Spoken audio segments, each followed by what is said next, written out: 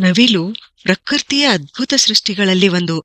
ಇದರ ಸೌಂದರ್ಯ ಅಷ್ಟೇ ಅಲ್ಲ, ಪರಿಸರ ಸಮತೋಲನದಲ್ಲಿ ಮತ್ತು ನಮ್ಮ ಭಾರತೀಯ ಸಂಸ್ಕೃತಿಯಲ್ಲಿ ಮಹತ್ವ ದೊಡ್ಡದು. ದೇವಾಲಯಗಳಲ್ಲಿ, ಆಧ್ಯಾತ್ಮಿಕ ಸ್ಥಳಗಳಲ್ಲಿ ನವಿಲುಗರಿಗಳನ್ನು ಬಳಸುತ್ತಾರೆ. ಇದರಿಂದ ಮಾನಸಿಕ ಶಾಂತಿ, ಧೈರ್ಯ, ಸಕಾರಾತ್ಮಕ ಚಿಂತನೆ ಬರುತ್ತದೆ ಎಂಬ ನಂಬಿಕೆ ಇದೆ.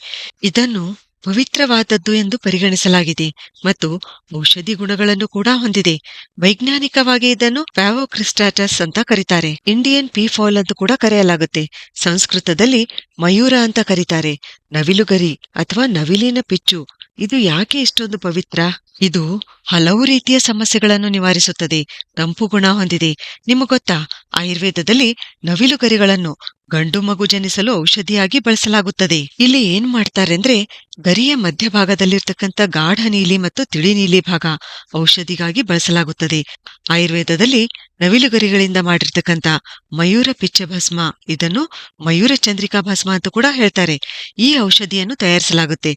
ಅಂದ್ರೆ ಇದು ನವಿಲುಗರಿಗಳನ್ನು ಸುಟ್ಟು ಮಾಡಿರ್ತಕ್ಕಂಥ ಭಸ್ಮ. ಈ ನವಿಲುಗರಿ ಭಸ್ಮ ಅಸ್ತಮಾ, ದೀರ್ಘಕಾಲದ ಕೆಮ್ಮು, ಕಫ ಹೆಚ್ಚಾಗಿದ್ರೆ ಈ ಸಮಸ್ಯೆಗಳ ನಿವಾರಣೆಗೆ ಬಳಸಲಾಗುತ್ತದೆ. ಯಾಕೆಂದ್ರೆ ಇದು ಕಫದೋಷ ಕಡಿಮೆ ಮಾಡುತ್ತೆ, ಶ್ವಾಸಕೋಶದಲ್ಲಿ ಶೇಖರಣೆಯಾಗಿರ್ತಕ್ಕಂಥ ಶ್ಲೇಷ್ಮವನ್ನು ಒಣಗಿಸುತ್ತದೆ, ಟಿಬಿ ಸಮಸ್ಯೆಯಲ್ಲಿ ಲಾಭ ಕೊಡುತ್ತೆ. ಹಿಕಪ್ಸ್ ಅಂದ್ರೆ ಬಿಕ್ಕಳಿಕೆ ಸಮಸ್ಯೆ ಇದ್ರೆ ಈ ಮಯೂರ ಚಂದ್ರಿಕಾ ಭಸ್ಮ ಜೇನುತುಪ್ಪದ ಜೊತೆ ಸೇವಿಸಲು ಕೊಡಲಾಗುತ್ತೆ. ಅಷ್ಟೇ ಅಲ್ಲ, ಗರ್ಭಿಣಿಯರಲ್ಲಿ ಕಂಡು ಬರ್ತಕ್ಕಂಥ ವಾಂತಿ ಸಮಸ್ಯೆಯಲ್ಲಿ ಈ ಭಸ್ಮದ ಸೇವನೆ ಲಾಭ ಕೊಡುತ್ತೆ. ತಲೆನೋವು ನಿವಾರಣೆ ಆಗುತ್ತೆ. ಅಜೀರ್ಣ, ವಾಂತಿ, ಅಸಿಡಿಟಿ, ಬಿಕ್ಕಳಿಕೆ ಕಡಿಮೆ ಮಾಡುತ್ತೆ. ಜಠರಾಗ್ನಿ ಅಂದ್ರೆ ನಮ್ಮ ಜೀರ್ಣಶಕ್ತಿ ಹೆಚ್ಚಿಸುತ್ತದೆ. ನವಿಲುಗರಿಯ ಚೂರ್ಣ ಚರ್ಮದ ಸಮಸ್ಯೆ ಮತ್ತು ಜ್ವರದಲ್ಲಿ ಕೂಡ ಬಳಸಲಾಗುತ್ತದೆ. ದೇಹದಲ್ಲಿ ರಕ್ತ ಪರಿಚಲನೆ ಸರಿಯಾಗಿ ಆಗದಿದ್ದಾಗ, ಜೋಮು ಹಿಡಿದಾಗ ಬಹಳಷ್ಟು ನವಿಲುಗರಿಗಳನ್ನು ತೆಗೆದುಕೊಂಡು ಅವುಗಳನ್ನು ನಮ್ಮ ದೇಹಕ್ಕೆ ಮೇಲಿಂದ ಕೆಳಗಿನವರೆಗೆ ಅವುಗಳಿಂದ ಸ್ಪರ್ಶಿಸಬೇಕು. ದೇಹದಲ್ಲಿ ರಕ್ತ ಪರಿಚಲನೆ ಸರಾಗವಾಗಿ ಆಗಿ ಜೋಮು ಹಿಡಿದದ್ದು ಕಡಿಮೆ ಆಗುತ್ತದೆ. ನವಿಲಿನ ಮಲದಲ್ಲಿ ಕೂಡ ಆಂಟಿ ಬ್ಯಾಕ್ಟೀರಿಯಲ್ ಗುಣ ಇರುತ್ತೆ. ಆದ್ದರಿಂದ ಇದನ್ನು ಸಾಂಪ್ರದಾಯಿಕ ಔಷಧಿಗಳಲ್ಲಿ ಬಳಸಲಾಗುತ್ತದೆ. ನವಿಲಿನ ಶಬ್ದದಲ್ಲಿರ್ತಕ್ಕಂಥ ವಿಶೇಷವಾದ ಕಂಪನ ನಮ್ಮ ಮನಸ್ಸಿನ ಆತಂಕ ಕಡಿಮೆ ಮಾಡುತ್ತದೆ.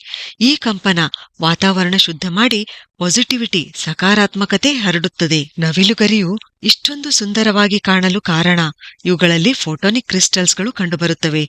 ಈ ಕ್ರಿಸ್ಟಲ್ಗಳಲ್ಲಿ ಮೆಲನೋಸೋಮ್ಸ್ ಇರುತ್ತವೆ.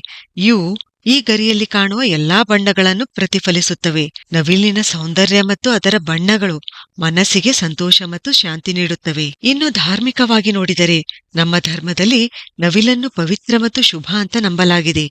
ಶ್ರೀಕೃಷ್ಣನ ಮುಕುಟದಲ್ಲಿ ಸುಶೋಭಿತವಾಗಿರುವ ನವಿಲುಗರಿ ಸೌಂದರ್ಯ ಮತ್ತು ಚೇತನದ ಪ್ರತೀಕ. ಕಾರ್ತಿಕೇಯನ ವಾಹನ ಕೂಡ ನವಿಲು, ಇದು ವೀರತೆ ಮತ್ತು ಜ್ಞಾನದ ಪ್ರತೀಕ. ಸರಸ್ವತಿಗೂ ಕೂಡ ನವಿಲು ತುಂಬಾನೇ ಇಷ್ಟ. ನವಿಲುಗರಿ ಶನಿ ದೋಷ ನಿವಾರಿಸುತ್ತದೆ ಅಂತ ಹೇಳಲಾಗಿದೆ. ಮುಖ್ಯ ಪ್ರವೇಶ ದ್ವಾರಕ್ಕೆ ನವಿಲುಗರಿ ಅಂಟಿಸೋದ್ರಿಂದ ಅಥವಾ ಅಲ್ಲಿ ಇಡೋದ್ರಿಂದ ದುಷ್ಟ ಶಕ್ತಿಗಳ ಪ್ರವೇಶ ತಡಿಬಹುದು ಅಂತ ನಂಬಲಾಗಿದೆ. ಈ ಗರಿಯಲ್ಲಿ ಲೆಡ್ ಇರೋದ್ರಿಂದ ಆಟೋಮೆಟಿಕಲಿ ಇದು ನಕಾರಾತ್ಮಕತೆ ದೂರ ಮಾಡುತ್ತದೆ, ಪಾಸಿಟಿವ್ ಎನರ್ಜಿಯನ್ನು, ಸಕಾರಾತ್ಮಕ ಶಕ್ತಿಯನ್ನು ಆಕರ್ಷಿಸುತ್ತದೆ. ತಲೆದಿಂಬಿನ ಕೆಳಗೆ ನವಿಲುಗರಿ ಇಟ್ಟರೆ ನಿದ್ರೆ ಚೆನ್ನಾಗಿ ಬರುತ್ತೆ, ಕೆಟ್ಟ ಕನಸು ಬೀಳೋದಿಲ್ಲ. ಋಷಿ ಮುನಿಗಳು ಇದನ್ನು ಬರೆಯಲು ಬಳಸುತ್ತಿದ್ರು. ನಮ್ಮ ಪುಸ್ತಕಗಳಲ್ಲಿ ನವಿಲುಗರಿ ಇಟ್ಟಿದ್ದು ನಿಮಗೆ ನೆನಪಿರಬಹುದು. ಸರಸ್ವತಿ ಮಾತೆಯ ಕೃಪೆ ಇರುತ್ತೆ ಅಂತ, ನೆನಪಿನ ಶಕ್ತಿ ಮತ್ತು ಜ್ಞಾನ ಹೆಚ್ಚುತ್ತದೆ ಎಂಬ ನಂಬಿಕೆ. ಆದ್ರೆ ಇದನ್ನು ಔಷಧಿ ರೂಪದಲ್ಲಿ ಸೇವಿಸುವಾಗ ವೈದ್ಯರ ಸಲಹೆ ಇಲ್ಲದೆ ಬಳಸಬಾರದು. ಮತ್ತು ನಮ್ಮ ಸುಂದರವಾದ ರಾಷ್ಟ್ರೀಯ ಪಕ್ಷಿಯನ್ನು ರಕ್ಷಿಸುವ ಹೊಣೆ ಕೂಡ ನಮ್ಮದು. ಸರಿ, ಹಾಗಾದ್ರೆ ಮುಂದಿನ ವಿಡಿಯೋದಲ್ಲಿ ಮತ್ತೊಂದು ಉಪಯುಕ್ತವಾದ ಮಾಹಿತಿಯೊಂದಿಗೆ ಭೇಟಿಯಾಗೋಣ. ಧನ್ಯವಾದಗಳು.